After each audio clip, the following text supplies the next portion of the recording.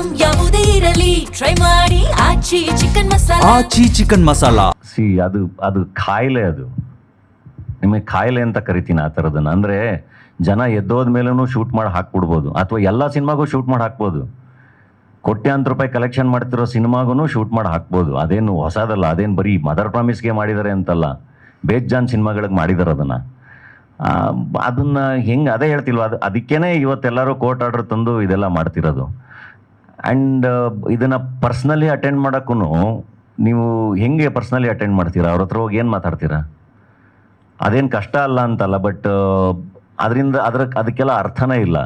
ಯಾವಾಗಲೂ ಪ್ರೊಡಕ್ಟಿವ್ ಆಗಿ ಏನೋ ಕೆಲಸ ಮಾಡೋದ್ರ ಮೂಲಕ ನಾವು ಆನ್ಸರ್ ಮಾಡಬೇಕು ಬಿಟ್ರೆ, ಇನ್ನು ಆ್ಯಕ್ಚುಲಿ ಈ ಅಟೆಂಪ್ಟ್ಗಳನ್ನ ಸೆಲೆಬ್ರೇಟ್ ಮಾಡಬೇಕು. ಆ್ಯಂಡ್ ಈಗ ಇದೇ ನಾವು ಏನೋ ಒಂದು ಇಷ್ಟ ಆಗದಿರೋ ಸಿನಿಮಾ, ಚೆನ್ನಾಗೇ ಇಲ್ಲಪ್ಪ ಅನ್ನೋ ಸಿನಿಮಾಗೆ ಬಂದು ಆ ಥರದ ಸಿನಿಮಾಗಳನ್ನ ಮಾಡಿದ್ದೀವಿ.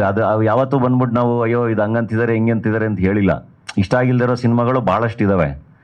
ಬಟ್ ಇಷ್ಟ ಆಗಿರೋ ಸಿನಿಮಾಗಳಿದ್ದಾಗಷ್ಟೇ ನಾವು ಬಂದ್ಬಿಟ್ಟು ಇಲ್ಲ ರೀ ನಾವು ಚೆನ್ನಾಗಿ ಮಾಡಿದ್ದೀವಿ ಬಟ್ ಹಿಂಗೆಲ್ಲ ಮಾಡಬೇಡಿ ಅಂತ ಹೇಳೋಕ್ಕೆ ಸಾಧ್ಯ. ಅದು ಏನಕ್ಕೆ ಅಂದರೆ ಧನಂಜಯ ಜಾಸ್ತಿ ಸಿನಿಮಾ ಮಾಡ್ತಿರ್ತಾನೆ, ಹಂಗಾಗಿ ಜಾಸ್ತಿ ಪ್ರಾಬ್ಲಮ್ಸ್ ಬರ್ತಾ ಇರುತ್ತೆ. ಅದನ್ನೇ ಹೇಳಿದ್ದು ನಾನು, ದೇ ಶುಡ್ ಅಪ್ರಿಷಿಯೇಟ್. ಅಂದರೆ ನಾನು 2021 ಬಡವರ ರಾಸ್ಕಲ್ ಅನ್ನೋ ಒಂದು ಸಿನಿಮಾದಲ್ಲಿ ನಿರ್ಮಾಪಕ ಆಗಿ ಗೆಲುವು ನೋಡಿದವನು. ಅದುವರೆಗೂ ನಾನು ಕೊಟ್ಟಿರೋ ಏನು ಕೊಡ್ತಾರೆ ಅದನ್ನು ಇಸ್ಕೊಂಡು ಕೆಲಸ ಮಾಡಿರೋನು. 2021ರಿಂದ ಇವತ್ತು 2026 ನಾನು ಎಷ್ಟು ಜನದ ಜೊತೆ ಕೆಲಸ ಮಾಡಿದ್ದೀನಿ, ಎಷ್ಟು ಅಟೆಂಪ್ಟ್ಗಳು ಮಾಡಿದ್ದೀನಿ. ನಟನಾಗಿ ಬಿಟ್ಬಿಡಿ, ಅದು ಮತ್ತೆ ಇನ್ನೊಂದು ಚಾಪ್ಟರ್, ಅದನ್ನ ಆಮೇಲೆ ಮಾತಾಡ್ತೀನಿ. ನಿರ್ಮಾಪಕ ಆಗಿ ಎಷ್ಟು ಅಟೆಂಪ್ಟ್ ಮಾಡಿದ್ದೀನಿ ನಾನು. ಬಡವರ ರಾಸ್ಕಲ್, ಹೆಡ್ ಬುಷ್, ನನ್ನ ಸಿನಿಮಾಗಳು, ಟಗರು ಪಲ್ಯ, ಮತ್ತು ನಾನು ಹೇಳ್ತಿರೋದು ಟಗರು ಪಲ್ಯ ಹೊಸ ನಿರ್ದೇಶಕ, ಹೊಸ ಟೀಮು ಎಲ್ಲರೂ. ಆಮೇಲೆ ನನ್ನ ಪ್ರೊಡಕ್ಷನಲ್ಲಿ ಬಂದಿರೋರೆಲ್ಲ ಹೊಸ ನಿರ್ದೇಶಕರೇನೆ. ವಿದ್ಯಾಪತಿ, JC, ಆ್ಯಂಡ್ ಇವಾಗ mother promise, Deere devil Mustafa present ಮಾಡಿದ್ದೀವಿ, ಆರ್ಕೆಸ್ಟ್ರಾ ಮೈಸೂರು ಪ್ರೆಸೆಂಟ್ ಮಾಡಿದ್ದೀವಿ, ಜೆರಾಕ್ಸ್ ಅಂತ ವೆಬ್ ಸೀರೀಸ್ ಮಾಡಿದ್ದೀವಿ. ಈಗ ನೆಕ್ಸ್ಟ್ ಹೆಗ್ಗಣ ಬುದ್ದು ಅಂತ ಒಂದು ಸಿನಿಮಾ ಇದೆ. ಮೋಸ್ಟ್ಲಿ ಕೊನೆ ಸಿನಿಮಾ ಆಗ್ಬೋದು ಅದು ನಿರ್ಮಾಪಕನಾಗಿ. ಯಾಕೆಂದ್ರೆ ನನಗೂ ಸುಸ್ತಾಗುತ್ತೆ. ನಾನು ಆ್ಯಕ್ಟ್ರಾಗಿ ನಾನು ಎಂಜಾಯ್ ಮಾಡಬೇಕು ಲೈಫ್ನ. ನಾನು ಇದೇ ಕೆಲಸ ಮಾಡ್ಕೊಂಡು ಕೂತ್ಕೊಳ್ಳೋಕ್ಕಾಗಲ್ಲ. ಸೊ ಏನೋ ಒಂದು ಅಟೆಂಪ್ಟ್ಗಳು ನಡೀತಿದ್ದಾಗ ಈ ಒಪಿನಿಯನ್ಗಳು ಇನ್ನೊಂದು ಮತ್ತೊಂದು ಬೇರೆ. ಅಟ್ಲೀಸ್ಟ್ ಯಾರೋ ಏನೋ ಮಾಡ್ತಿದ್ದಾರೆ ಅದನ್ನು ತೊಂದರೆ ಕೊಡಬಾರ್ದು ಅನ್ನೋದು ಒಂದು ಮೈಂಡ್ ಸೆಟ್ ಇರಬೇಕಲ್ಲ. ಸಿನಿಮಾ, ಸಾಹಿತ್ಯ, ನಾಟಕ ಇವೆಲ್ಲವೂ ಕನ್ನಡ ಕಟ್ಟೋ ಕೆಲಸಗಳೇ. ಪ್ರತಿಯೊಬ್ಬ ಕಲಾವಿದರು ಎಲ್ಲರೂ ಮ್ಯಾಟ್ರ್ ಆಗ್ತಾರಲ್ವಾ. ಆ್ಯಂಡ್ ಚಿತ್ರರಂಗ ಅಂತ ಬಂದಾಗ ಸಾಕಷ್ಟು ಜನ ನಿರ್ದೇಶಕರು ಬೇಕಲ್ವಾ, ಸಾಕಷ್ಟು ಜನ ಕಲಾವಿದರು ಬೇಕಲ್ವಾ. ಇವತ್ತು ಈ ಸಿನಿಮಾದಲ್ಲಿ ಎಷ್ಟು ಜನ ಆರ್ಟಿಸ್ಟ್ಗಳು ಎಷ್ಟು ಜನ ಹೊಸಬ್ರು ಕೆಲಸ ಮಾಡಿದ್ದಾರೆ, ಎಷ್ಟು ಚೆನ್ನಾಗಿ ಎಂಟರ್ಟೈನ್ ಮಾಡಿದ್ದಾರೆ. ಆ್ಯಂಡ್ ಅದಕ್ಕೆ ನಿಮಗೆ ಥಿಯೇಟ್ರಿಂದ ವಿಜುವಲ್ಸ್ಗಳೇ ನೋಡ್ತಾ ಇದ್ದೀರಾ. ನಾನು ಹೇಳೋದು, ಯಾರಿಗಾದರೂ ಈ ಸಿನಿಮಾ ಬಗ್ಗೆ ಸಮಸ್ಯೆ ಇದ್ದರೆ ಏನಿಲ್ಲ, ಸುಮ್ಮನೆ ಹೋಗಿ ಒಂದು 50 ಜನ ಇರೋ ಕಡೆ ಕೂತ್ಕೊಂಡು ಸಿನಿಮಾನ ಎಕ್ಸ್ಪೀರಿಯೆನ್ಸ್ ಮಾಡಿ.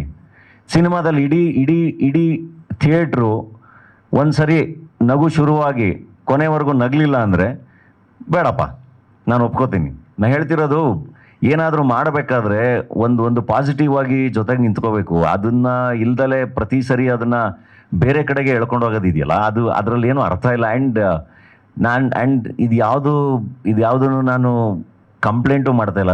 ನನಗೇನೂ ಆಗಬೇಕಾಗಿಲ್ಲ, ಇದರಿಂದ ನನಗೇನೂ ಆಗಬೇಕಾಗಿಲ್ಲ. ನಾನು ಆ್ಯಕ್ಟ್ರಾಗಿ ನಾನು ಒಳ್ಳೆ ಸಿನಿಮಾಗಳು ಮಾಡಬೇಕು, ಅಷ್ಟೇ ನನ್ನ ಕೆಲಸ. ನಾನು ಅಷ್ಟನ್ನೇ ಮಾಡ್ಕೊಂಡು ಹೋಗಬೇಕು. ಇನ್ನು ಉಳಿದಿದ್ದು ಎಲ್ಲದು ನನಗೆ ಎಕ್ಸ್ಟ್ರಾ.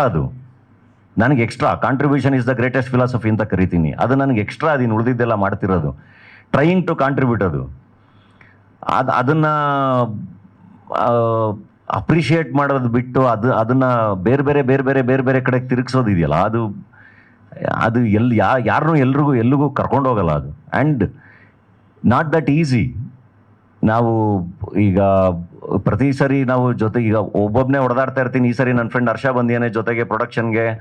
ಸೊ ಅಷ್ಟು ಪ್ರತಿ ಸರಿನೂ ದುಡ್ಡು ಹಂಚ್ಕೊಂಡು ಬಂದು ಏನೋ ಒಂದು ಅದೇ ಪ್ಯಾಷನ್ ಇಟ್ಕೊಂಡು ಅದೇ ಎನರ್ಜಿ ಇಟ್ಕೊಂಡು ಸಿನಿಮಾ ಮಾಡೋದಿದೆಯಲ್ಲ, ಅದು ಅಷ್ಟು ಈಸಿ ಅಲ್ಲ. ಸೊ ಒಳ್ಳೆ ಸಿನಿಮಾಗಳು ಮಾಡಿದಾಗ, ಅದಕ್ಕೆ ಒಂದು ಒಳ್ಳೆ ಒಪಿನಿಯನ್ಗಳು ಬರ್ತಿದ್ದಾಗ ಅದನ್ನು ಸರ್ಕ್ಯುಲೇಟ್ ಮಾಡಬೇಕು ಅಲ್ವಾ. ನಿಮ್ಗೆ ಇಷ್ಟ ಇಲ್ಲ ಅಂದರೆ ನೋಡಬಾರ್ದು.